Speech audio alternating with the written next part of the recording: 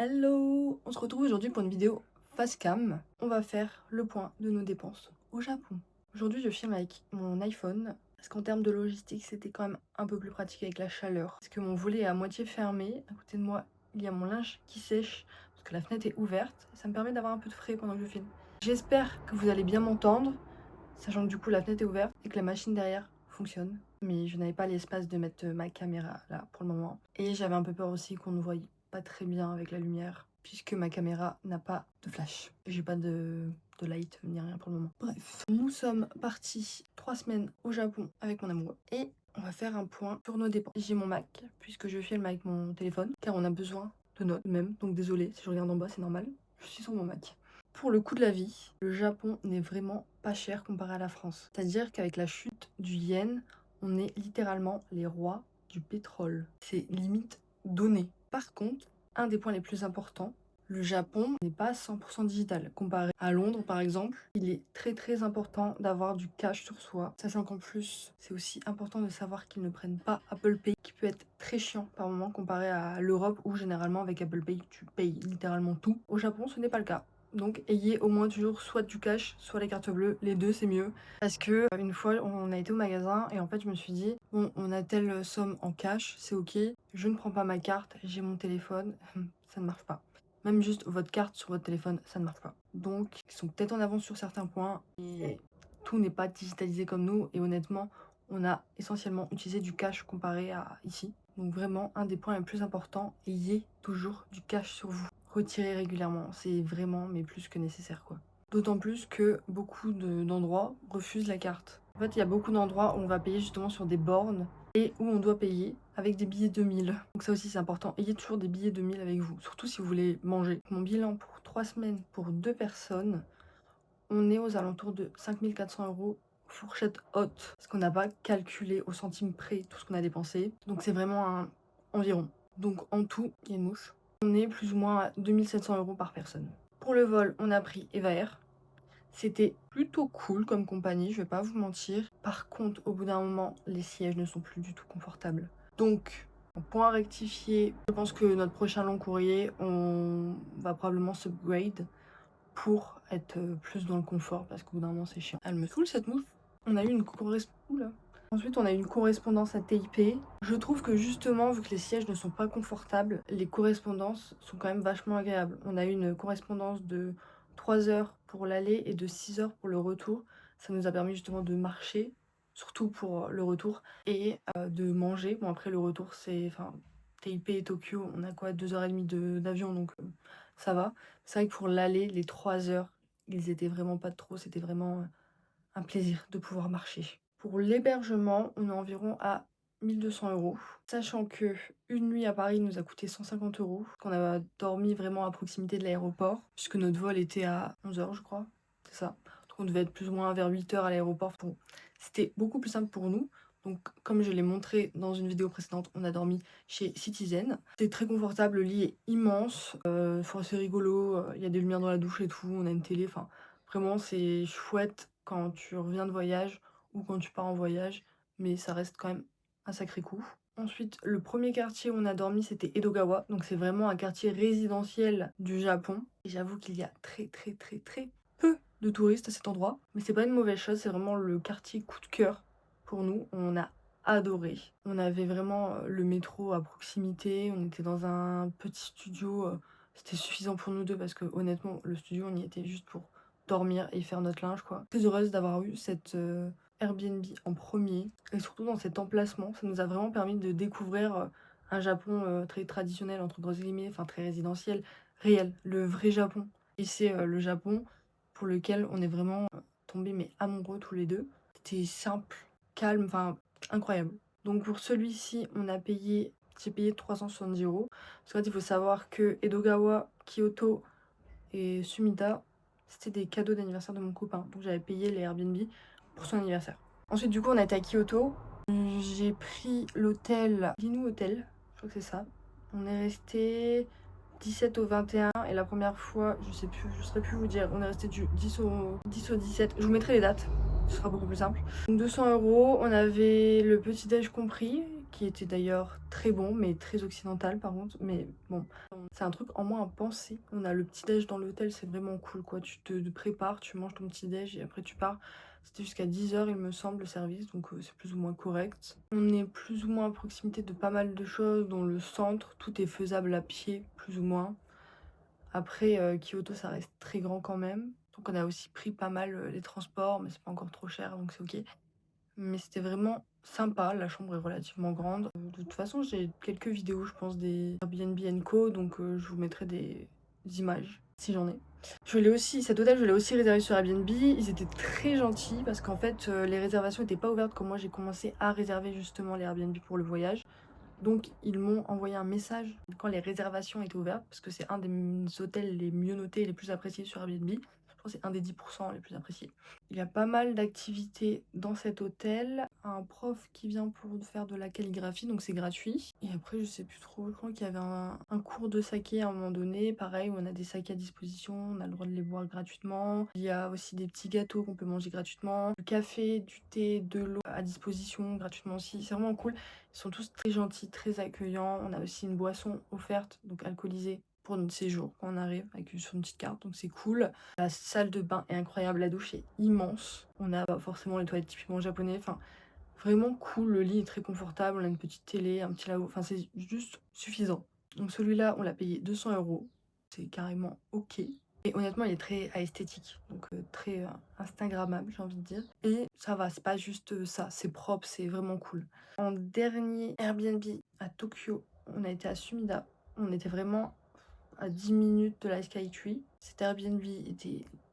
Ça, il y avait pas mal de défauts en fait. Le porte-papier toilette qui s'enlevait, une humidité de dingue dans la salle de bain. Parce qu'en fait, ceux qui ne le savent pas, dans les salles de bain au Japon, il y a une aération au plafond. Parce que le Japon est très humide et les salles de bain sont encore plus humides. Et normalement, on doit activer un truc pour enlever cette humidité. Et en fait, j'ai vraiment la sensation qu'il y avait un souci avec la salle de bain, parce qu'elle était du coup très humide, mais que même en mettant le truc à fond et même en le mettant pendant des heures, l'humidité ne partait pas entièrement. C'est-à-dire que les vêtements, les lavés, on les mettait dans la salle de bain, parce que c'est censé aussi permettre de sécher les vêtements, et ils étaient encore humides. C'est vrai qu'on n'a pas trop apprécié cette Airbnb, parce qu'il y a pas mal de choses qui ne tenaient plus. Comme par exemple le petit support pour la télécommande, pour la clim. Pareil, le clou s'enlevait. Donc après, ça va, on était bien placés, on va pas se plaindre, on a bien dormi. Ah oui, et aussi, il y avait une lumière avec écrit Excite, vert. Sauf que ce truc était ouvert toute la nuit, enfin allumé toute la nuit. Et il n'y a qu'une sortie, qui est la porte principale. Donc je comprends l'idée. Et c'était très chiant, j'ai dû dormir avec un masque sur les yeux, parce que c'est très désagréable. Pour celui-ci, on a payé 228 €. On est resté du 21 au 25. Ensuite, on est parti 2 nuits à Narita, dans un hôtel, je crois que c'est le Nikko Narita. Là, pour le coup, j'ai pris vraiment une chambre familiale. C'était les 2 dernières nuits, on avait besoin de se reposer, de vraiment lâcher prise avant de reprendre notre avion. On était à proximité du coup de l'aéroport, car on a pris l'avion à Narita, parce que c'était pour nous plus pratique, car plus près de notre premier Airbnb. Et c'est vraiment incroyable. On a dormi sur des futons, une table vraiment purement japonaise, une salle de bain avec un bain incroyable. D'ailleurs, dans le premier Airbnb, il y avait un bain aussi. On a vraiment profité des bains. On a acheté des bombes de bain et tout, c'était génial. Surtout après avoir marché des kilomètres et des kilomètres. Ensuite, que dire? On avait le petit-déj inclus. Petit-déj très bon. Petit-déj autant occidental qu'asiatique. Leur matcha était relativement bon. Là aussi, on voit clairement que c'est un hôtel pour les étrangers, car les prix sont très très élevés. Et surtout, la quantité de nourriture, c'est incroyable. J'ai pris un curry, j'ai eu une salade, une soupe de maïs et un curry. Mais le curry, c'était littéralement pour 2 personnes, quoi. Enfin, ils le servent ça pour une personne, mais sincèrement, aucune personne ayant un appétit normal entre guillemets ne mange ça. C'était énorme. C'est la première fois de tout mon séjour au Japon où j'ai eu l'envie de rouler. Enfin bref, ça reste un peu cher, donc voilà, bon, c'est un hôtel, il est près de l'aéroport. C'est cool, il était très confort, la salle de bain était vraiment bien. Je veux dire, pour se reposer avant, c'est chouette. Juste le point un peu nul, c'est que la piscine est ouverte que juillet-août, ou juillet-août-septembre, je sais plus. Du coup, nous, c'était pas ouvert, mais bon, c'est pas trop grave. Et on a payé environ 200 €. Mais honnêtement, ça va. Franchement, on n'avait vraiment pas à se plaindre. Il y avait justement un combini dans cet hôtel, petite boutique pour racheter des souvenirs si on en avait oublié. Enfin, voilà, des restaurants, etc. Enfin, vraiment, c'est un certain standing quand même. Pour les activités, on n'a pas fait énormément d'activités payantes. On a réservé juste avant Disneysea, qu'on a payé 50 € par personne, et Teamlab, 25 € par personne. Ensuite, on a fait des activités là-bas, mais c'était plus ou moins compris du coup dans notre budget global. Parce qu'en fait, je vais pas mentir, on s'organisait un peu au jour le jour, selon où on était, ce qu'on allait faire, etc. Donc on a fait un karaoké qui nous a peut-être coûté 15 € je crois pour nous deux, pour 1 heure. Après, on a débensé pas mal d'argent dans les gachapons, et dans les pinces aussi, enfin, jeux vidéo aussi. On a joué au Mario. Pour une partie, on a payé 1 € pour pouvoir jouer à deux, c'est-à-dire 50 centimes par personne, et que dalle. Après, on a surtout beaucoup marché, donc c'est gratuit. Ensuite, pour le reste, on est environ à 2500 € pour nous deux. Donc ça inclut la nourriture. On est entre 10 à 20 € pour nous deux par jour et non par personne. Après, ça va dépendre parce que certaines choses coûtent plus cher, d'autres coûtent moins cher. Enfin, je veux dire, ça dépend ce que vous mangez, comment vous mangez. On a mangé beaucoup de fast-food entre guillemets japonais qui sont quand même de très bonne qualité. On a beaucoup déjeuné dans des combini quand on n'avait pas le temps. On a quand même goûté de l'anguille qui coûte quand même relativement cher. On a mangé des barbecues japonais, donc c'est enfin un barbecue japonais. Donc pareil, en termes de prix, on voulait goûter certaines choses, donc ça monte aussi. Mais les 3/4 du temps, on mangeait facilement pour 5 €, même un peu moins par personne, donc c'est clairement ok. Dans ce tarif, on a aussi du coup le Shinkansen, mais aussi la Suica. Sachant que moi, ma Suica, je l'avais sur mon téléphone, donc je la rechargeais au fur et à mesure. Mon copain, fallait retirer parce qu'il n'a pas d'iPhone, donc il avait une Suica justement papier.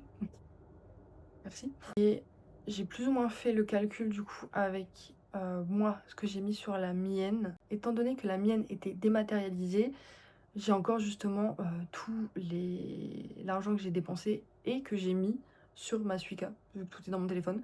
Donc on a environ 65 € par personne. J'ai envie de dire 65 € par personne sur 3 semaines, sachant qu'on a bien bougé. On a été à Osaka avec justement les petits trains, etc. On a, enfin vraiment, certes on marchait beaucoup, mais il y a beaucoup de moments où on a pris le métro, le train, enfin on a quand même pris, faut prendre en compte aussi les allers retour Narita Tokyo. Enfin je veux dire, c'est carrément ok, plus qu'ok même. Dans ce tarif-là, on prend en compte les gachapons, le karaoké, les bêtises, les vêtements. Enfin, je veux dire, on a vraiment, vraiment beaucoup acheté. On s'est fait plaisir, on s'est vraiment pas privé. Et c'est plus que ok, j'ai envie de dire. Parce que on est clairement à 2700 € par personne environ. Sachant que personnellement, je me suis acheté 2 paires de chaussures. Que j'ai aussi acheté le cadeau d'anniversaire de mon copain. Enfin, je veux dire, il y a énormément de choses qui ne sont pas nécessaires dans le voyage. Et on trouvait ça important de se faire plaisir. On a acheté pas mal de skincare là-bas parce que bah, on n'avait pas pris de skincare avec nous. Enfin, juste la base quoi. On a acheté tous nos produits d'hygiène là-bas sur place aussi. Ce qu'on a aimé et ce qu'on n'a pas vraiment aimé. On n'a pas vraiment aimé ni Kyoto ni Osaka. C'est très éloigné du Japon traditionnel, du moins celui pour lequel on est tombé amoureux. C'est cool, c'est à faire, surtout Osaka avec la rue, avec les devantures très rétro. C'est incroyable, c'est vraiment super beau à voir, je vais pas vous mentir. L'énorme crabe, les énormes takoyaki, enfin, c'est à voir. Ça c'est clair, c'est à voir. Par contre, c'est sale. Les gens ne respectent pas grand chose, enfin, j'ai envie de dire, ils traversent au rouge. C'est très choquant quand t'es au Japon. Et surtout, selon comment tu viens et si tu marches ou non. En fait, nous, on arrivait par la gare, on était à Kyoto, et sachant qu'on n'a pas très apprécié Kyoto, on s'est dit, on n'est pas loin d'Osaka, on peut venir en 1 heure. Donc, on va tenter de venir à Osaka, et voilà. On est arrivé par la gare, et on a commencé à y aller en marchant. En soi, il y a 30 minutes entre la gare et le centre. C'est carrément ok. Sauf que c'est moche. Ça fait très la défense, en fait. C'est pas beau, c'est des buildings, c'est... Y a rien du... Enfin, ça fait vraiment pas Japon traditionnel. Pourtant, on a marché énormément. Que ce soit de Edogawa à la Skytree, enfin, on a vraiment beaucoup marché, donc on a vu beaucoup de paysages différents. C'est vrai qu'Osaka, on n'a pas du tout aimé. Et je n'arrive toujours pas à comprendre pourquoi certaines personnes adorent Osaka, hein. Je vais être honnête. Kyoto, c'est un peu différent. Il y a justement ce Japon traditionnel qui est très beau. Ça reste une préfecture qui est incroyable. Par contre, il y a beaucoup trop de touristes. Et j'ai l'impression que le centre est vraiment très occidentalisé. Il y a énormément de magasins. Même les magasins sont blindés comparé à Tokyo. Donc, C'est vrai qu'on a fait pas mal de randonnées justement pour éviter les touristes. Quand on a été voir les tories, on a pris le chemin inverse, donc on est rentré par une sortie, on s'est un peu éloigné. Donc on a commencé vraiment la randonnée tranquille, il y avait personne et on a vu vraiment le monde à la fin. On a continué à avancer, on a été voir, un autre petit village très sympa, on était à Udi, mais c'est pareil, on a évité le monde et on a été à Nara, mais en fin de journée. On a quand même été voir les biches et tout ça sur une journée, hein, je vais pas mentir. Parce que, bah, c'était largement faisable. Le plus long, c'était la randonnée au matin, quoi, c'est tout. Et Nara, on a été surpris, il y avait personne. Enfin, surtout quand tu commences à t'éloigner et à marcher. Enfin, on n'a pas vraiment d'itinéraire, on s'écoute un peu, on regarde la map et oh, bah, voilà, et on fait ça. Et c'était vraiment cool. De ce fait, ça c'était le lendemain de notre arrivée, on a mangé sur Nara parce que la veille, on a vraiment galéré à trouver un endroit pour manger. Il y a trop de monde partout, des queues immenses partout, c'est horrible. Sincèrement, c'est oui, on est en vacances, mais je pars du principe que je n'ai pas d'intérêt à faire la queue. Je ne suis pas une japonaise, je ne suis pas passionnée des queues. Dès que je vois une queue, je n'ai pas envie de faire la queue, désolée. Je trouve ça chiant et je trouve que c'est une perte de temps et surtout quand t'as faim, c'est très long, quoi. On a tourné en rond pendant bien 1 heure et demie avant de trouver à manger. C'est pour ça que le lendemain, on a décidé de partir et s'éloigner. Le surlendemain, on est parti au mont Hiei. Donc on a monté le mont Hiei, c'était vraiment super cool. On a mangé un petit truc parce qu'il y avait un combiné à côté, c'était vraiment chouette. Et après, on est revenu sur Kyoto, on s'arrête un peu plus loin. On a tout redescendu tranquillement. Et c'était sympa parce qu'on s'est vraiment éloigné du centre et du monde. Et après, on est retourné à Tokyo justement pour aller à Disney. Et pareil, pire que Disneyland Paris, mais sur plein de points. Et j'en parlerai pas forcément dans cette vidéo. Peut-être que je ferai une petite vidéo si ça peut aider des gens. Parce que Disney Sea c'est quand même dingue, mais voilà. Enfin bref, c'est vrai qu'on a vraiment pas apprécié Osaka et Kyoto. Pourtant Kyoto, quand on commence à s'éloigner justement du centre, c'est incroyable.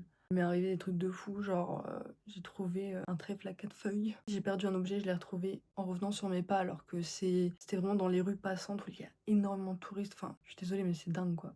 Et on a vu vraiment des choses folles, enfin j'ai l'impression que dans les forêts justement au Japon et en tout cas particulièrement à Kyoto, t'es aligné, t'es très connecté, t'es sereine, ça te fait un bien fou. Mais c'est vrai que j'ai vraiment du mal avec le côté touristique de cet endroit. Donc si comme nous, vous n'aimez pas du tout la foule, privilégiez surtout les randonnées en montagne, forêt. Visitez Udi, mais en dehors de l'artère principale, sachant que ça permet quand même de pouvoir goûter du matcha, parce qu'il y a justement une des plus vieilles maisons de thé à proximité du train, donc c'est carrément ok. Et on peut aussi voir du coup les champs de matcha.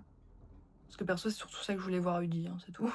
Prenez le temps quand même d'aller voir Nara, parce que c'est incroyable de voir des petits. Enfin, c'est pas des biches, c'est des daims, mais des daims promener tout seuls partout. Enfin, c'est fou. Le voyage était incroyable. Enfin, désolée, j'ai pas arrêté de répéter incroyable, je n'ai pas de vocabulaire. C'était magnifique. Vraiment, le voyage de notre vie, on en a rêvé tous les deux. J'ai 10% de batterie, je vais vite terminer ça.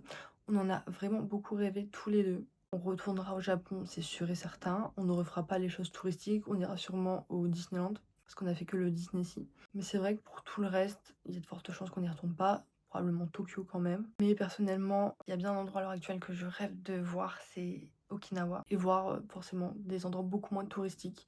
Je sais que j'adore ce pays, on se sent en sécurité. À l'heure actuelle, c'est vraiment pas cher. Après, j'espère pour eux que leur situation s'améliorera quand même.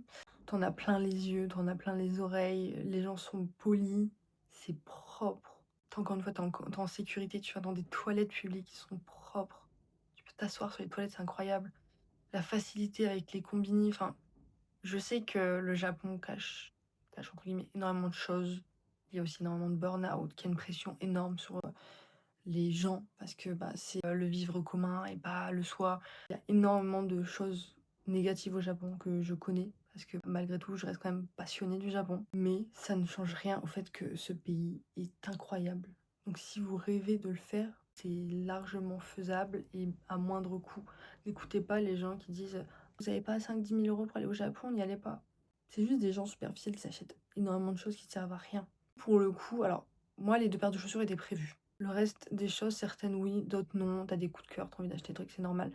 Mais par exemple, on n'avait vraiment pas blindé les valises pour pouvoir acheter les choses là-bas. Donc moi j'avais besoin de t-shirts parce que j'en avais pas assez. On a été à Gu, on a acheté des t-shirts pour 4 balles quoi.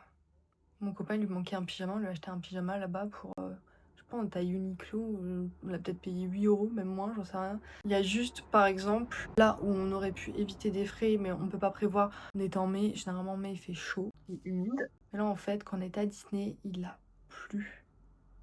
Énormément plu. C'était une journée horrible. Mais étant donné que c'était fin mai, je pense que la saison des pluies elle commençait à arriver, donc voilà. Donc j'ai dû aller me chercher une veste à Uniqlo parce qu'en fait j'avais juste mon gros sweat en laine, mais c'est avec la pluie horrible. Un pantalon, parce que j'avais pas du tout un pantalon fin à mettre pendant justement une journée de pluie.